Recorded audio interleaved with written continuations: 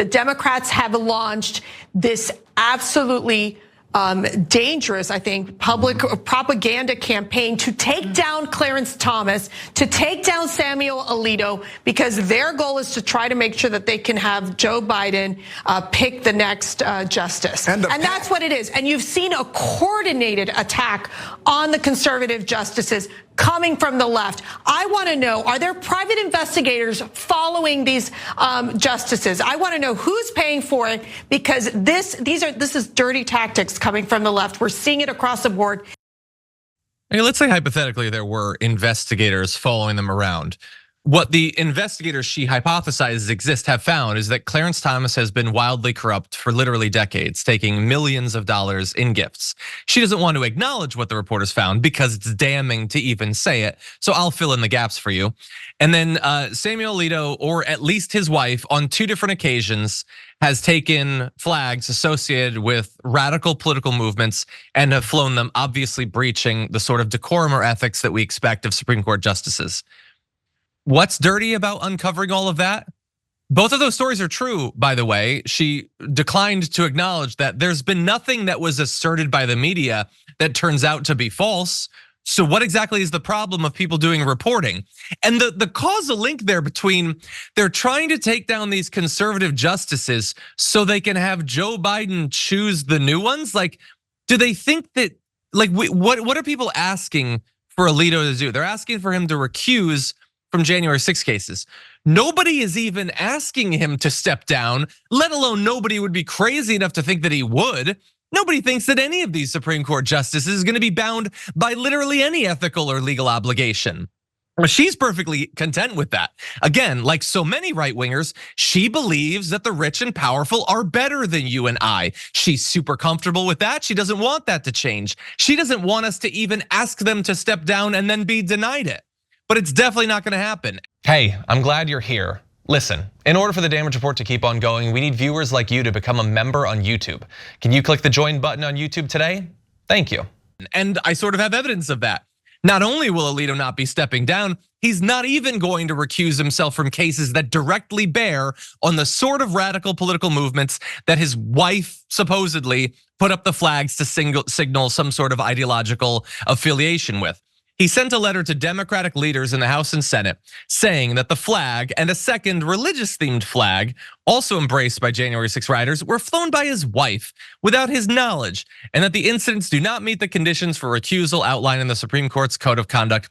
Quote, as soon as I saw it, I asked my wife to take it down, but for several days she refused. My wife is fond of flying flags. I am not.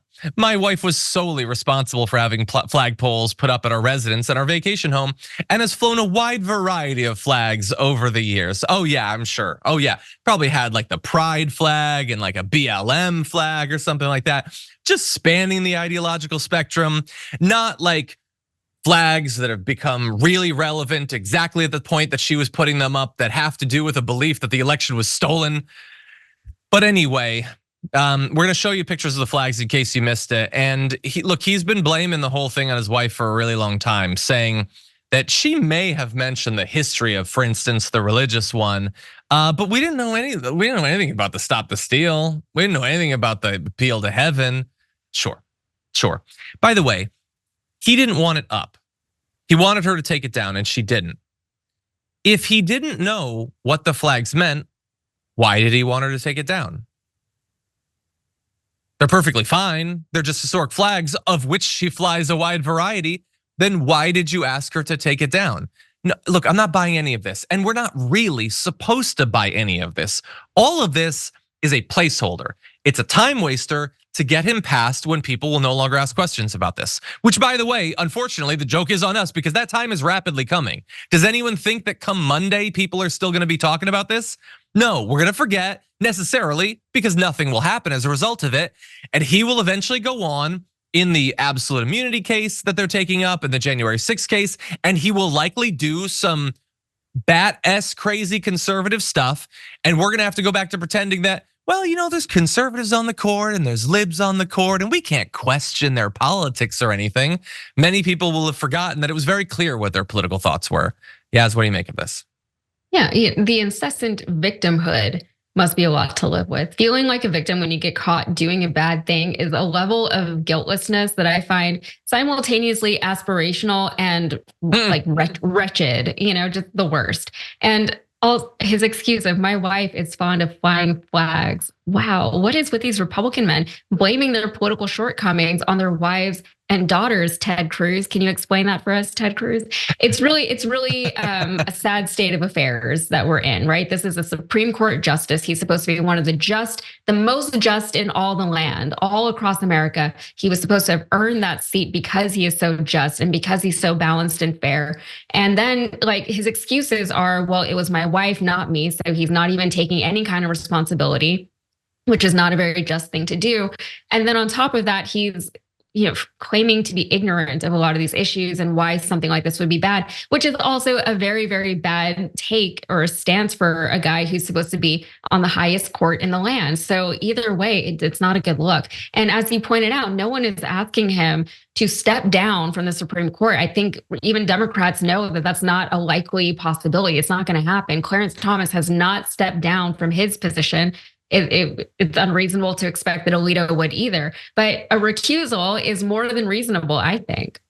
Yeah, I definitely think so. And look, I don't think he should step down as a result of this. I think he should step down as a result of having lied to senators about his support for killing Roe v. Wade. He lied to them and then he killed it. He should step down for that reason. He has no ethics. He has no integrity. He has nothing. Clarence Thomas definitely should step down. He's utterly corrupt. He's been bribed for years. He loves it. He doesn't care. And by the way, like the right, they're not going to say this, but in telling us that we shouldn't care, that you could fly whatever radical flag you want. You could put up a Confederate battle flag, you put up a Nazi flag, it doesn't matter. They can do whatever they want. They are revealing what they actually believe, which is there is not supposed to be anything objective or ethical about them. It's just another political venue. It's like taking control of the House or the Senate or the executive branch. If you can do it, do it. And then just put your ideologues on there and just use it as a way to get what you want. Well, if that's the case, then let's just pack the court. Let's just do it. Like it's just another place to exercise political power. So if you can do it, just do it. Now, of course, Biden is not going to do that. But I will say this, and this is what I'll close on. We are not going to get Clarence Thomas to step down. We're not going to get Justice Alito to step down. We're not going to get them to recuse himself. We're not going to get them to abide by any code of ethics. We're not going to get any of that. But there is one thing, or actually two things that we could get. Replacements for them. If Joe Biden wins, there is a pretty good chance that one or both will have to step down over those next 4 years. They're in their early to mid 70s. Clarence Thomas is going to be nearly 80 years old by the end of it. I don't know for sure that we can replace them, but it's our best bet. And I do know this, if Donald Trump wins re-election, they will step down while he is president and he'll replace them with even worse people. They might put literally Martha and Alito on the court. Ginny might get a spot or whatever. It would at least be an honest court. But anyway, let's have the last laugh. Let's win the presidency. Let's get some rational people in the Supreme Court. Maybe not the progressives that we'd like necessarily, but better by far than Alito and Thomas.